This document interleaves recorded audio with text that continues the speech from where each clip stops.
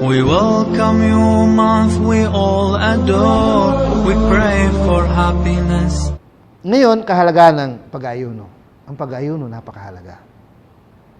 Maraming kahalagaan, pero napakahalaga kasi unang-una dito ay sabi nga ng mga scholar ng Islam, bukod dun sa mga kahalagaan niya na bagi sa hadith, sabi ng mga scholar ng Islam, kapag tao daw ay mahina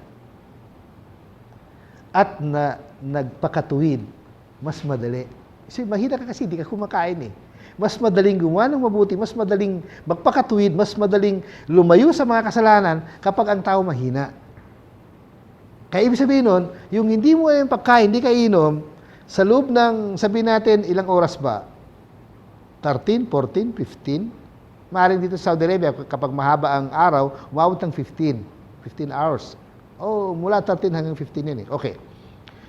Kapag mahina ang mga tao, narinig ko yun sa paliwanag ni Sheikh Uthaymin, rahimahullah.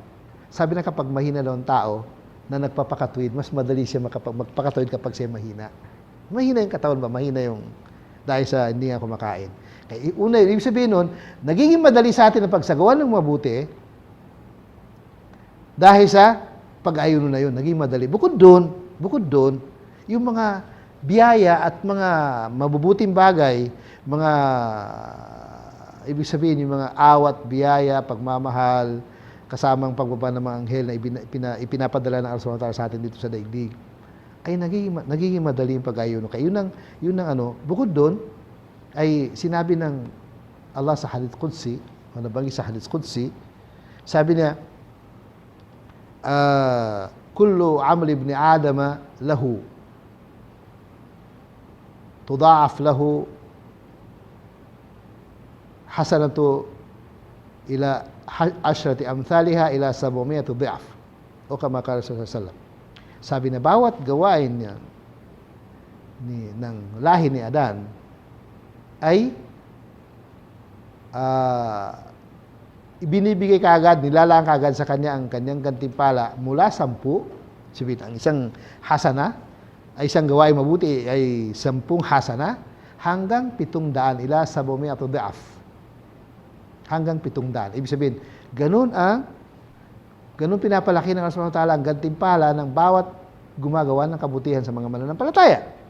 Ngayon, sabi niya, ayon sa Hadith Qudsi, sabi ng Allah, illa as-sawm o illa as-siyam fa innahu li wa ana ajzi bih. Dahil sabi niya, ang pag-ayuno ay para sa akin at ako mismo ang gagantimpala sa kanya. Ngayon, sabi ng mga scholar ng Islam, ano ibig sabihin? Ako mismo. Ibig sabihin nun, igagawad ng Allah mismo doon sa tao nag-ayuno ang gantimpalan niya saan? Sa kabilang buhay.